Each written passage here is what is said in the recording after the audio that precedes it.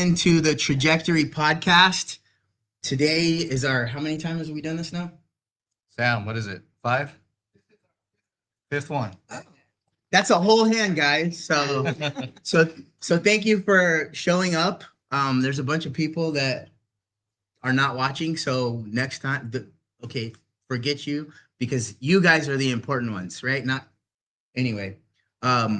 Today, so my name's Scotty Carlisle, and we've been doing this for a little over a year. Can introduce yourself? Yeah, I'm Jay Kitamura. It's been since October of not last year, but the year before. So quite a bit every week, every Wednesday, but just recently started doing it as a podcast. Yeah. And, the thing about Trajectory on a serious note is we have different speakers that come here to help us discern different things in life, and we draw from their experiences. And some of the people that we get to show up here and grace us with our presence are really amazing people. Today is one of those days, no pressure, but we have an amazing guest that has an amazing story, and she's doing a bunch of really cool things that I guarantee you guys haven't seen it before. Unless you know her, then you know. But before we get into Safari K she's kind of a local legend, like really, she really is. Everybody knows who she is in Eastvale. But before we get into your story, there's a couple things, just I guess it would be standard, almost like house cleaning items where we talk about what it is that we're doing with Trajectory. You want to take over? Yeah, I mean, the idea for Trajectory, for me is like anybody that has some sort of story or some sort of bit of knowledge or experience that they think could help the trajectory of someone else's life, then we want to talk to you. And then really this community that we're building is, of course, for people who want to elevate themselves. But what we found is we actually get more out of it when we help other people. So it's really a community of helping each other. That's what we're trying to do. So we did a book, and we're on volume 2 right now for the book. But the first book became a #1 bestseller. So that in was 2 categories. 2 categories. Yeah, and so that book was put together by 19 different authors. Some of which are actually in this room. And that's the same thing that we're doing for volume 2. We're gonna bring in, I think 25 is the number that we're trying to aim for. And there's 13 slots left. 13 slots left to try to, you can get bestseller status, hopefully. We pulled it off the first time. We plan on doing it again, really to kind of give yourself a little amplifier on your voice, but also for a legacy and allowing people to hear your story, because the experience was pretty amazing, especially some of the stories, the feedback that we got when they had the ability to share their story with others and people reading them and, not, learning something new about somebody that you've known your whole life is pretty amazing. Yeah. One cool story with the book, there's a girl, Lucy, that was abandoned when she was 5 years old in a little village in Mexico. So she doesn't know her real name. She doesn't know her birthday. She doesn't have any pictures of her when she was a kid. She also had 2 younger siblings. And basically, she ended up making it over here. It's a longer story, I guess, but then got put into the foster system, had other abandonment issues. Again, didn't know, who her parents were, any of that. But through the book, somebody connected her to that little village in Mexico. And there was a lady there that actually had a picture of her as a little girl. So again, doesn't know her actual name, doesn't know her birthday, didn't know what she looked like as a kid. Now she has a picture. And so just that's one little story of a bunch of stories. And so don't want to keep kicking that, but I think it's important to at least discuss and let people know, what it is that we're doing. Yeah. So that's one of the main things. And the other thing is we're doing an online community where we're trying to bring in people that come in person and people that are, on the internet, and try to really just, the goal that we have is help each other reach their goals. If you have some sort of goal that you're trying to achieve, trying to elevate yourself in some way, then we want to provide all the resources we can and work as a group to get everybody to lift each other up. So that's the online community that we're putting together. Just kind of launched it, but we're still in the building process, but hopefully that it'll make an impact, and I think it will in the long run. I definitely think it will. And we invite everybody here to join us and everybody out there. The idea is to engage. The more people that we get to engage in a conversation to help each other, the better everybody becomes. So this is an open invitation. Please join the group, join the conversation, engage. And again, it's not about what you can get out of it. It's about how you can help others. And we've seen so many different synchronicities since we've been doing this group. It's just amazing.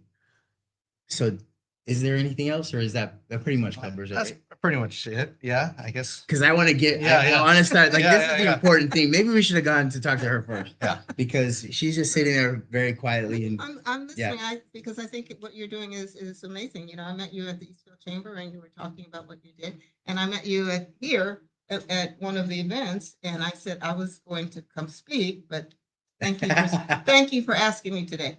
Yeah, again, synchronicity, right? And we Right. just happened to, somebody happened to, they weren't able to make it. And then we were at that event, and I'm really excited the fact that you came here. I'm really excited. So thank you very much for being a guest. So Yeah. Safari K, right?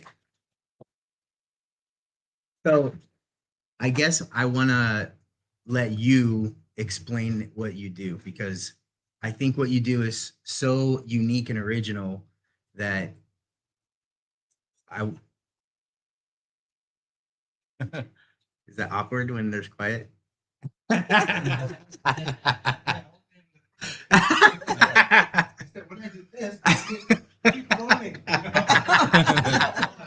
We have fun here. We have fun. But what you do is very unique, and so I want you to explain to everybody. Maybe introduce yourself, Mhm. and then explain to everyone what you do, and then I want to get to the bottom of what caused you to go in that direction. Okay. So All right. So some of you know me and you know what I do. I see some Eastvale Chamber members here because I belong to the Eastvale Chamber. My name is Kay Trotman, but I'm better known in the community as Safari K. Now, why would you think they call me Safari K? Because it's not my real name. Okay. Name is Kay. I own a safari company in Tanzania, Africa. So a lot of people, you know, when I tell them that, they like Safari Park. Nope. Like Safari Park in Africa, the real safari.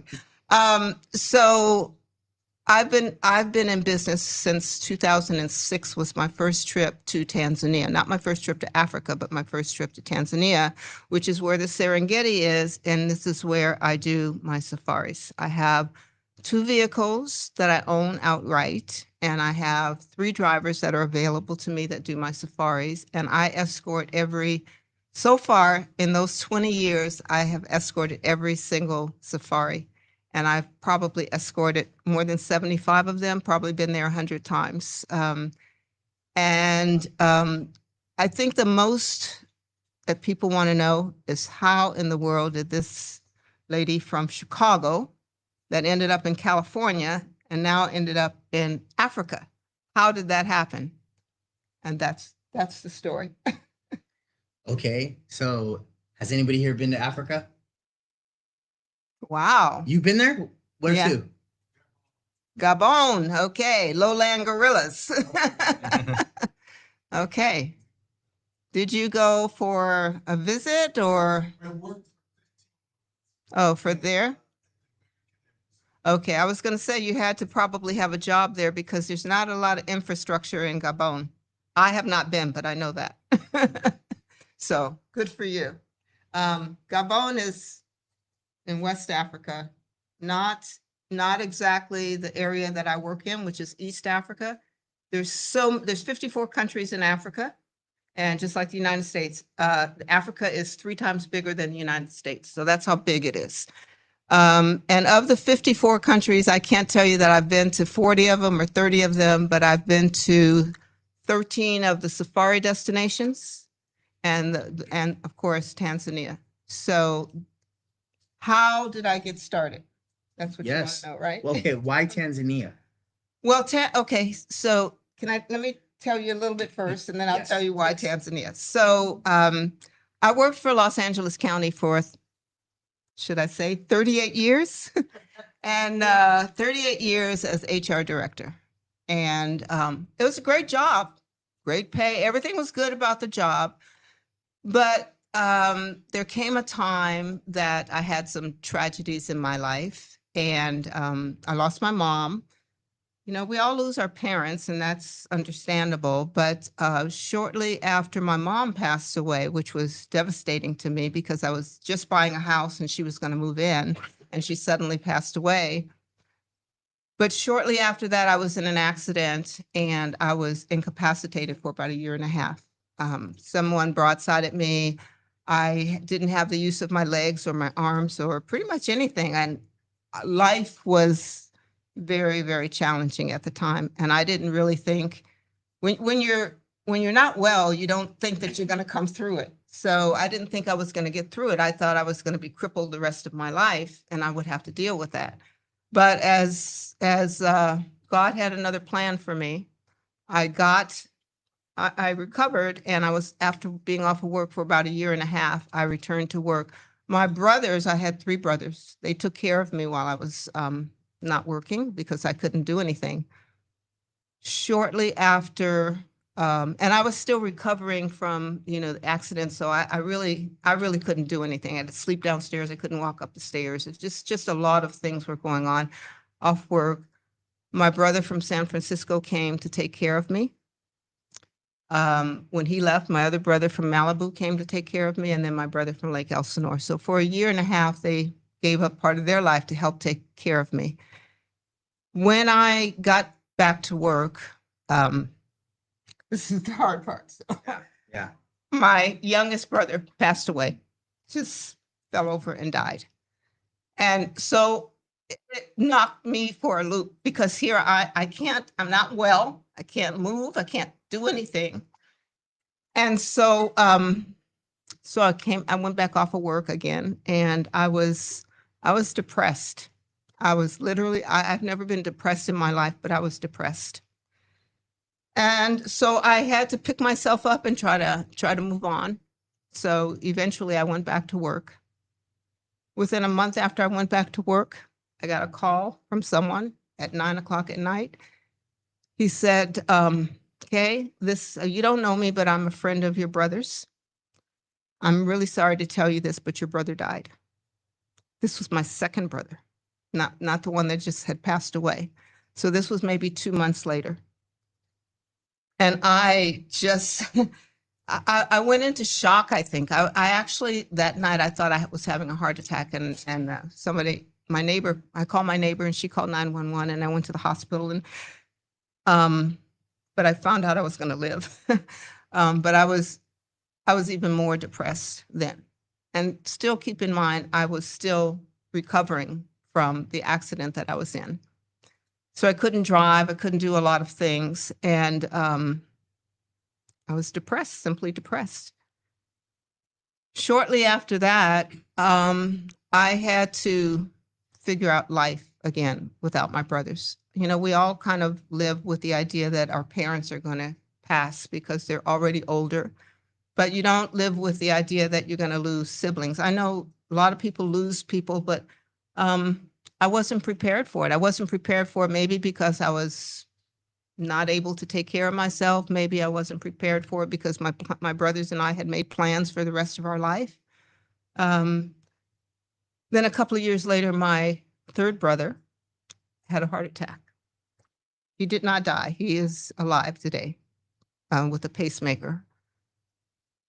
But life, as I knew it, was not the same. And after about 3 years of living this way, pretty much living to die, because I was the third one in line, and first my youngest brother, then my next youngest brother, then it would be me. I basically was living to die. And I didn't want to die on my job. So after 38 years, I retired. And I didn't know what I was going to do, but As an HR director, you know, you have to be involved in your employees and your employees' problems in their life. And I couldn't even get my life together at that point. So I end up I'm going on medical leave first, and then retiring. And during this time, I decided that I needed to get away to clear my mind, to just be in another space. I didn't feel good at home anymore. So I was a part-time travel agent for the whole time that I worked for the county. And what I decided to do was to look for some trip or something that would take me away from my environment. And there were 2 trips available that were going to operate within a month. Because if I made the trip longer than a month, I knew I was going to change my mind. I just knew it. So there was 2 trips available, one to Hawaii and one to Africa. Now, the only thing I knew about Africa, this trip that was going to Africa, was I knew that Tanzania, you know, had the Serengeti. That's all I knew because I watched a lot of Nat Geo, you know. And so I knew that I didn't want to go to Hawaii. So to show you how your thoughts are when you're not well, I thought if I went to Hawaii, that's too close. And so my thoughts and my memories would be there. But if I went farther, I wasn't going to think about that. Now, I don't know what kind of sense that made, but, you know, but that's the way I was thinking then. So I decided to go to Africa. Now, you asked me why Tanzania. Tanzania was a trip that changed my life because I was actually going downhill. And I didn't know what Mentally or physically? both, you know, because I wasn't well enough to take care of myself. So I was slipping, you know, I didn't go to physical therapy, didn't have anybody to take me. I was just in my mind, I just was feeling like life was over. And so, and I had already retired. So I decided that I didn't want to live that way because I was basically waking up in the morning, hoping the night would come really fast so that the next day could come. And, you know, I was just living my life like that, you know, because I didn't have my brothers to talk to. And so, you know, I had to do something. I was smart enough to know that I couldn't live like that. You know, I think when you're depressed, you're in a whole different world. And that's the first time I ever had that feeling of being depressed. You know, sometimes you're upset about a day or something in your life, but 3 years of living like that was not fun, you know. So when I went to Tanzania, what I found was people who were friendly, open, welcoming, you know, I mean, it was as if they could look inside of me and see the hurt and the pain that I was in, but I never said anything. I never said one word to anybody there, but they are so positive. I have never been in a country where people don't have much and are more positive than anybody I've ever met in my life, you know. And so that made me feel really good because they were like taking care of me. And so I ended up staying a week longer than what I had expected because I didn't want to come home. When I finally came home, I had to think about what I wanted to do. Now I'd retired, you know, what do I want to do with my life?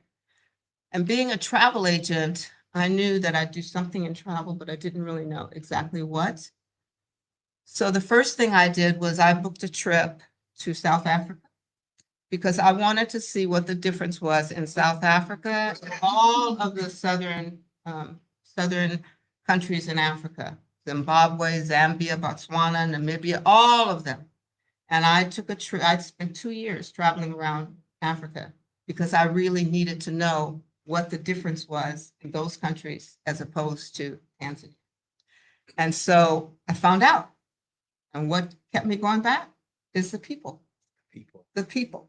That's what kept me going. You know, I'm not saying that any other country is the people are not friendly or welcoming, but I felt more at home in Tanzania. I felt like they got me. They Give just me an knew. example of somebody from Tanzania that you connected with. I connected with everybody there. Is there any individual that you could give us a little character about how you guys got along or what they Yeah, do? I'm gonna tell you about Okay. my driver. Awesome. Okay, my driver, because at a certain point, I decided I was going to take groups to Tanzania. But before that happened, my girlfriend wanted to go to Africa because she had a cruise agency and we were going to go into business together. And so we decided to put on a presentation at my house, like you know, I do that, and talk about Africa. That night we had the presentation. She died at my house. And that was the straw that broke the camel's back. She fell over and had a heart attack. And so now here I go again. What do I do? How do I do this? I didn't know how to start a travel agency. I was going to be working with her. So that took me some time to get over. And I ended up having to research how to start my own travel agency. Just because I was in travel, I didn't know anything about the back office or the administration or any of that. I knew how to book trips. I knew how to, to do all of that, but I didn't know what I really needed to know. So it took me about a year. And once I decided I was going to do that, I opened up my agency. It took me a year to actually get credentialed and do all the things that I had to do. Um, and then I took a group back to South Africa. It was a test group. They didn't know it. I wanted to see what their feelings were about the trip. So I took them. And it was my gift to them because it was my family. But cool. it was hard to talk them into it. My cousin said, oh, I don't know, it's just way too far. I go to Jamaica all the time. That's about all I can take is 5 hours on the plane. My niece, who was also going to go, said, I'm in school. I'm not really sure I want to go. And I said, and her husband said, well, if she doesn't go, can I go? Smart man. So eventually they both decided, God, this is a trip of a lifetime. Why would I say no? And so they both went.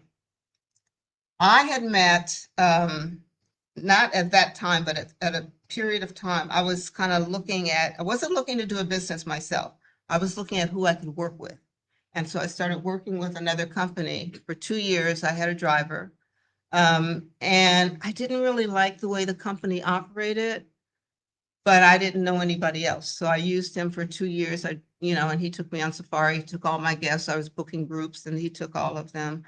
And then at some point I decided, I wonder if I could do this myself, but I didn't know how. And there was a company that I booked and I really liked the driver. And I thought if I ever had a company, he would be the kind of person that I would work with because he was so personable. He would make people see things that even weren't there. I mean, he would point out something, and these guys, they can see a chameleon way like 10 miles away. Wow. I mean, that's how good they are. And he was so personable, and he spoke English better than I do. So, Wow. because they speak Swahili there, but he spoke English. He speaks it almost like a European, but he's not from Europe, but he's very, very good. So I thought if I ever started a company, I would like somebody like him, not even thinking about him specifically, because he worked for the most expensive company that is in Africa. And he was like 60% of their business. Oh, wow. So no way I could match that, I just went on and continued to work with this company. But he kept pursuing me. He kept saying, because they all think Americans have money. Okay. He didn't know I was broke, and he probably would never talk to me if he did. So he actually asked me if I ever thought about having a company on my own, and I said, yeah, but I could never afford that car. I couldn't afford, to do it.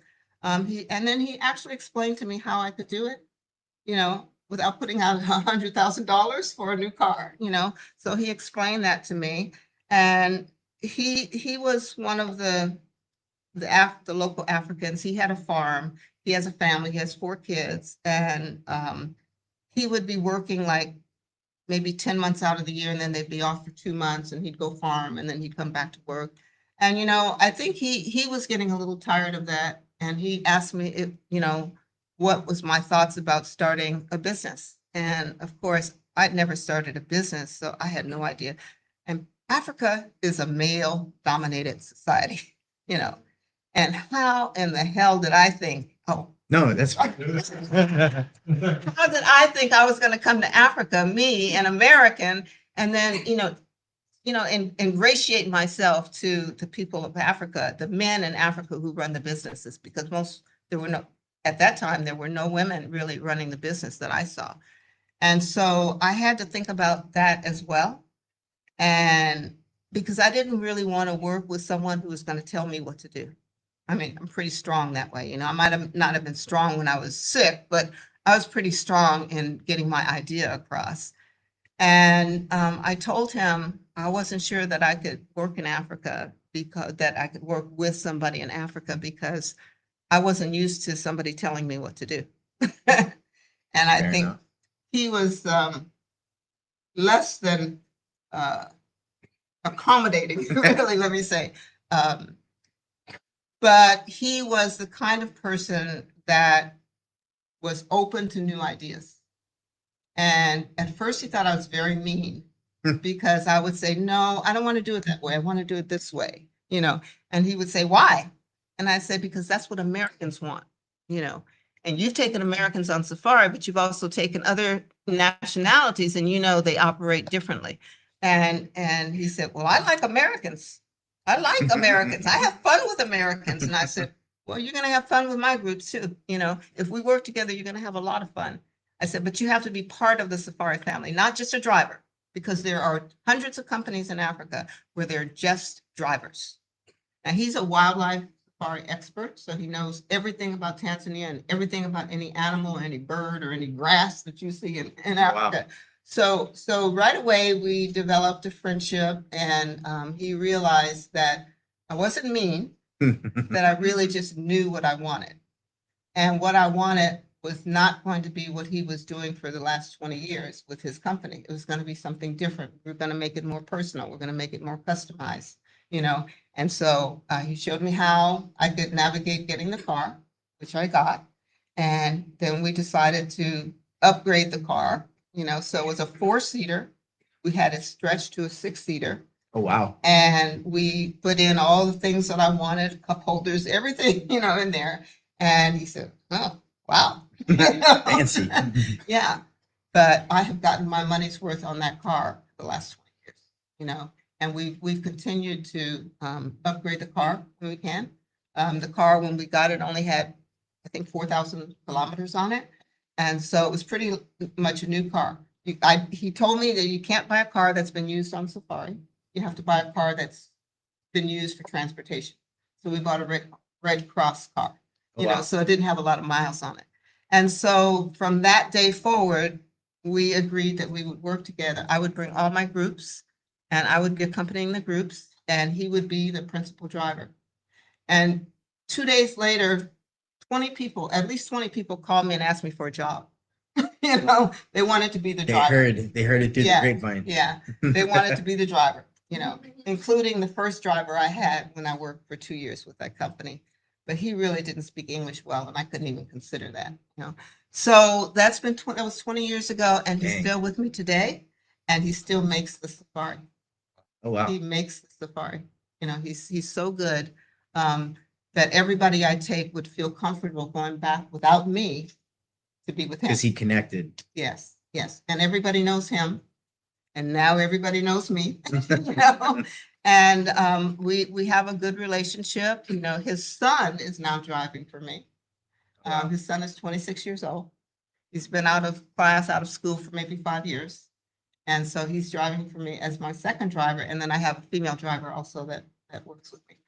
So, that's how I got started, and that's how I continue. And I continue to sell out my safaris a year in advance. So I'm in 2025 now. I sold those trips in 2024. And so now I'm sold out in 2025. Dang, that's awesome. Yeah. So, how many do you do in a year? I started out doing 8 safaris a year. I am now down to 3 or 4, but I go back to back. I go April, May, and June, maybe July, and then I come home. So I'm there 3 or 4 months, And the thing about what I do is that now, I know and I understand Tanzania. I understand the people there.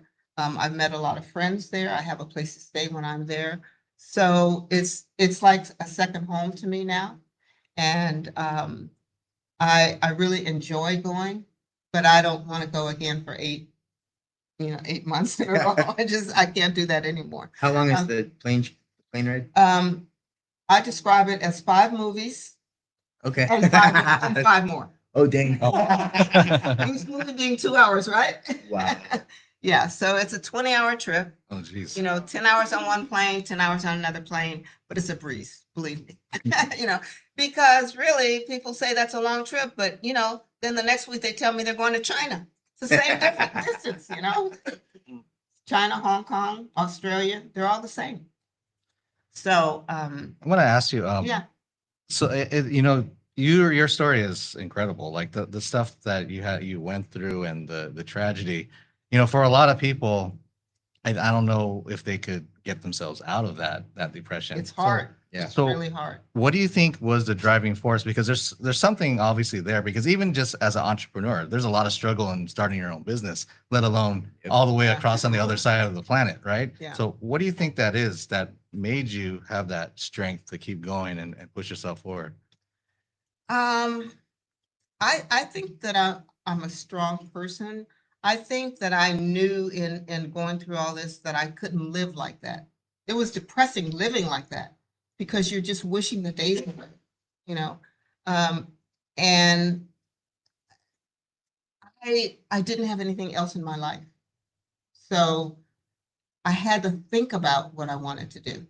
Now, I could have gone back to work, but actually, it was a perfect time for me to retire because the whole company was changing, and then I didn't want to get involved in that changeover when I didn't have my life together. Um, Sometimes I ask myself, why could I not have accepted all of those things that happened the way I see some people, but I know people react differently. They could be close, they could not be close together with their family. I mean, a lot of things could cause that. I was very close to my brothers, and they helped me out a lot. And I think I was too devastated to not live, maybe I just felt guilty about enjoying life, and they were gone. But I knew that I wanted to do something, number one, to help others. I didn't know what that would be. I'm not rich, and I'm not someone who could just give money away. But I knew that I could do things to help.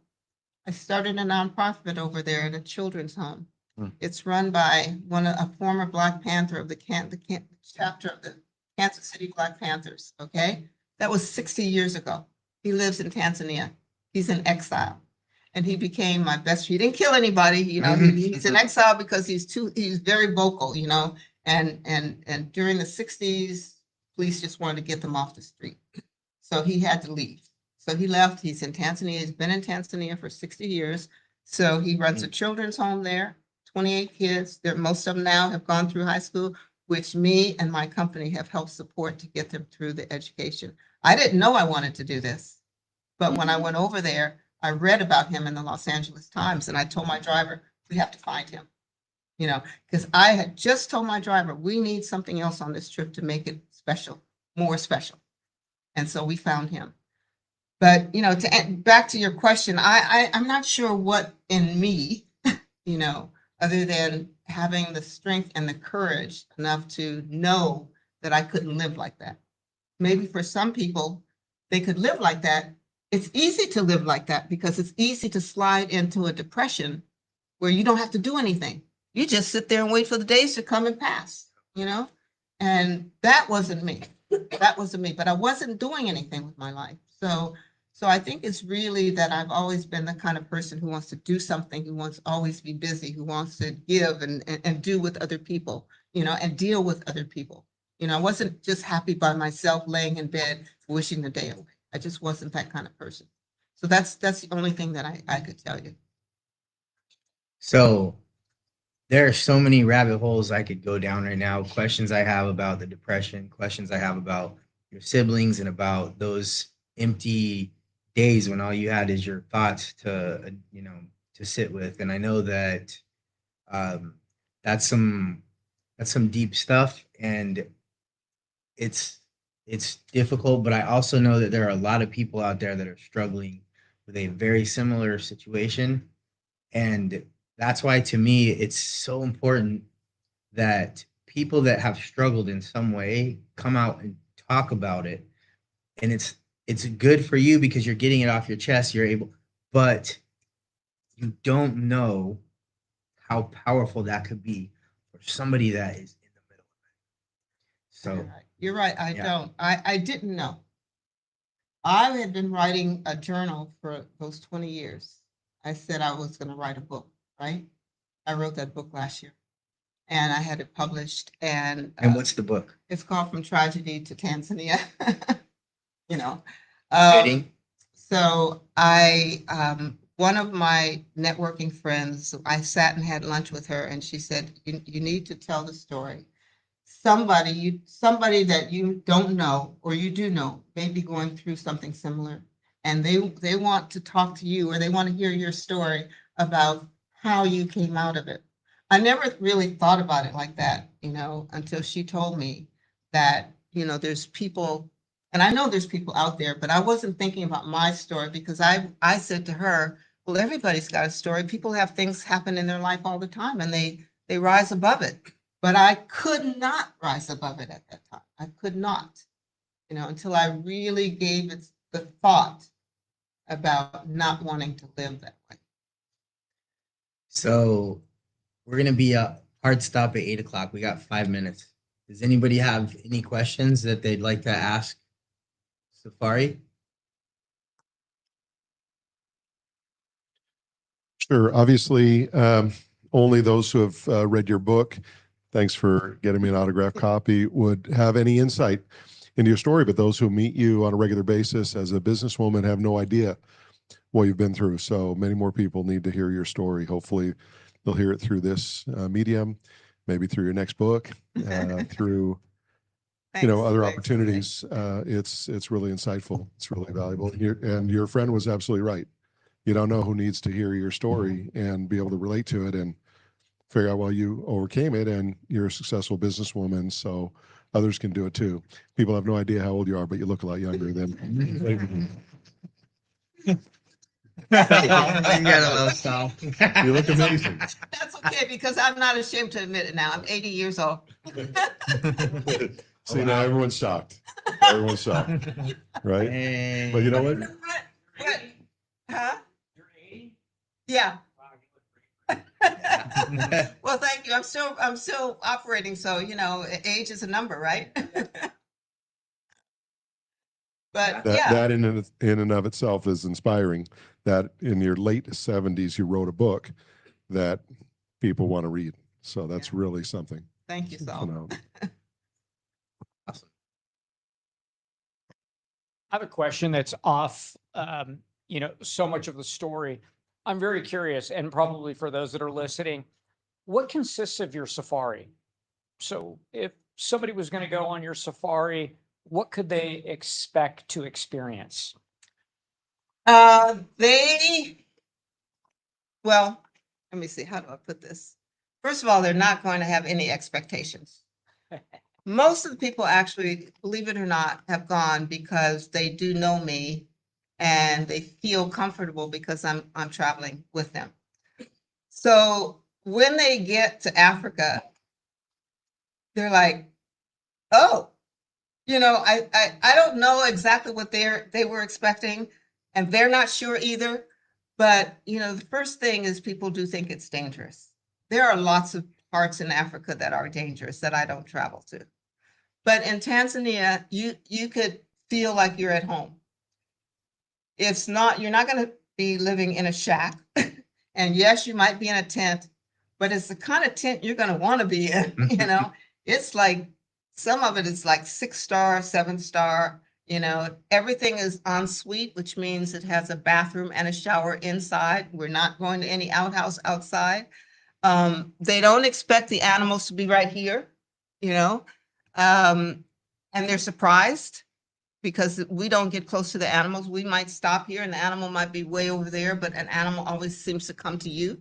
So, and because my driver actually talks about the animals, the habitat, who they are, what they do, it's an educational experience as well because they have no idea that lions climb trees until they see one on top of a tree, you know. They right, right. And there have been two people on safari that asked me, when do they feed the animals? Wow. We're in the wild, nobody feeds these animals, but they were serious. They were serious, believe me. So I think that there's so many things that they didn't expect that they're thrilled that they are experiencing it. And they're not in a Volkswagen. They're in a 6-seater Land Cruiser. They say in Africa, if you want to go anywhere in Africa, you buy a Land Rover. But if you want to go and come back, you buy a Land Cruiser. Yeah. So we have a Land Cruiser. Yeah. So I think that they don't really have expectations, but at the end, they say that I met and exceeded whatever expectations they might have had. So does that answer your question? They're on the line that you're gonna get them. Yes, yes.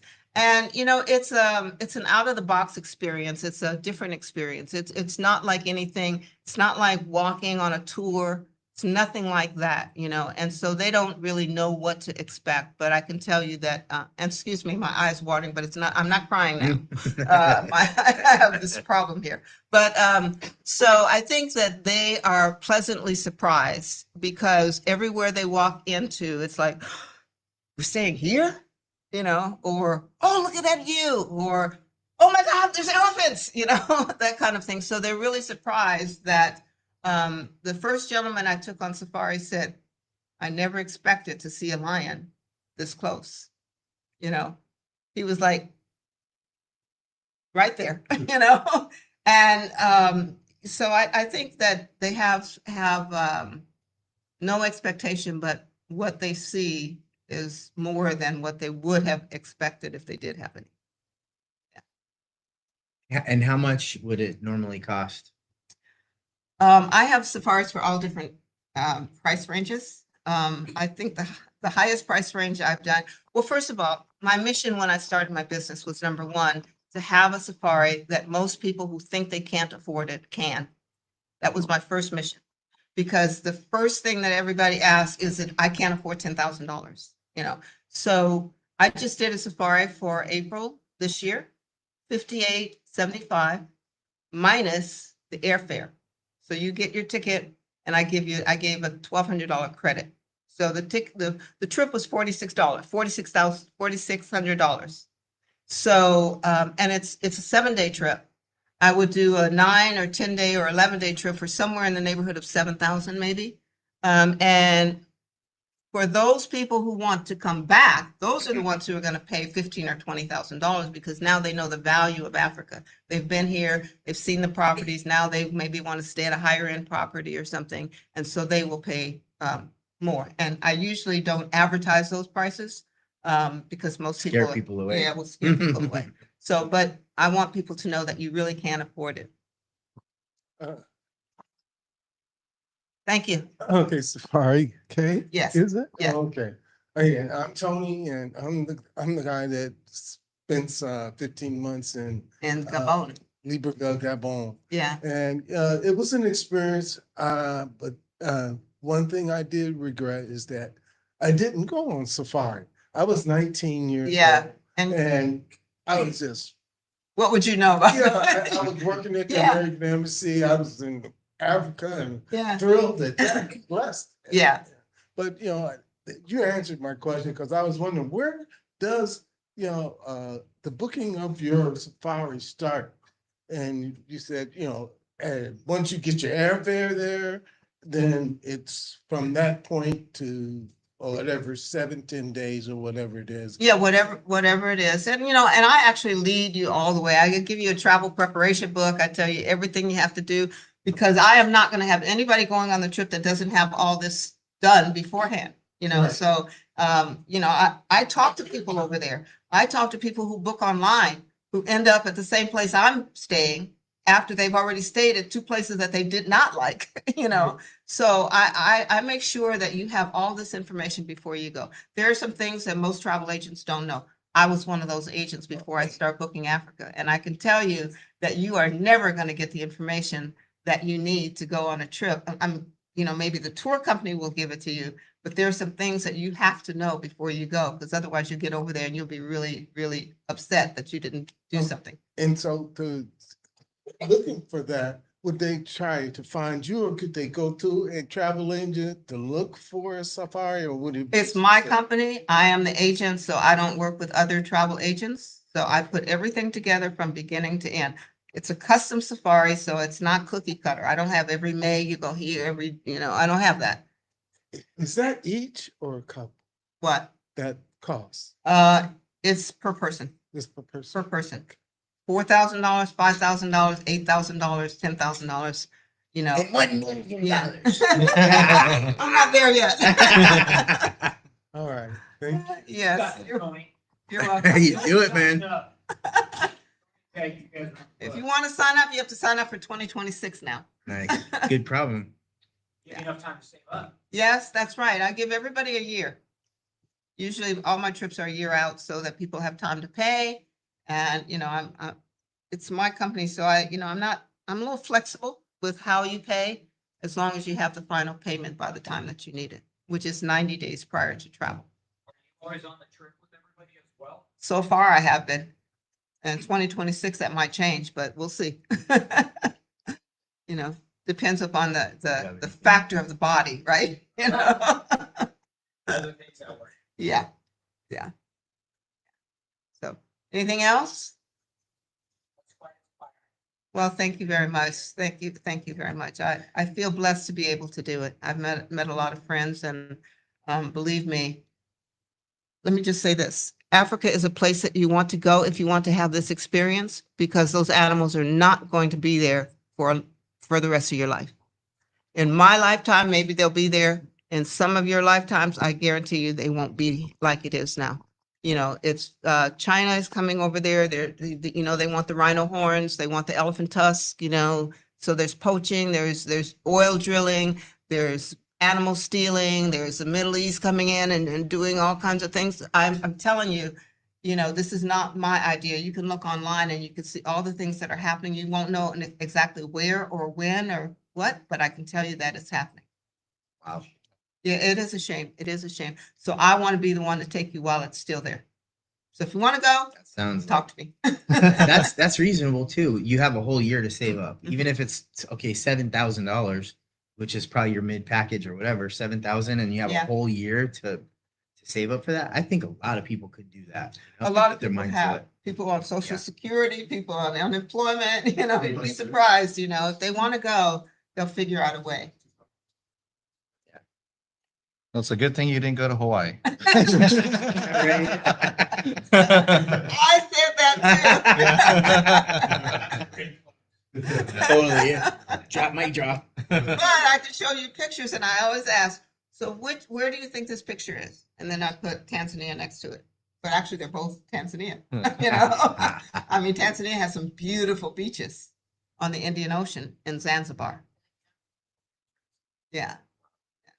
So the only thing I want to, I guess, the message that's like really hitting me hard is that, you know, with people, you know, if you're a human, we're all have suffer from the human condition. You are going to suffer. It's gonna happen. It's gonna happen. And some of the best things in life have come from some of the worst things in life. And a lot of that is driven by a conscious decision. You have to make a choice that you are going to push forward, that you are going to do something positive. And what I've found is that when you involve other people in your plans, I'm going to help that person, I'm going to help that group, I'm going to do something, and you're separating yourself, that gives you the fuel to make it happen. And again, trajectory, how I see it, is bringing people together. And we have these amazing stories. Yours is up there, amazing story. A lot of people are going to get a lot of great insights from it. But it's not just receiving those insights, it's being able to be in position to help others. And that's where I'm happy that everybody is here tonight. Very I'm very grateful. I'm very grateful for you. I'm very grateful for Jason. And if you have, not you, Derek, I'm not really grateful. No, I'm just kidding. Definitely grateful. We got some amazing people in this group. We really do. And they're all givers, and we got some talented people in different directions. And so I invite you and everybody else to come back and be part of what we're doing to help others. Be part of the good, because you have that choice, but you have to make that choice. So I really appreciate it. Sometimes telling the story is cathartic. Initially, I didn't want to tell it. You know, when I first went through this, I couldn't tell it. I couldn't get through it.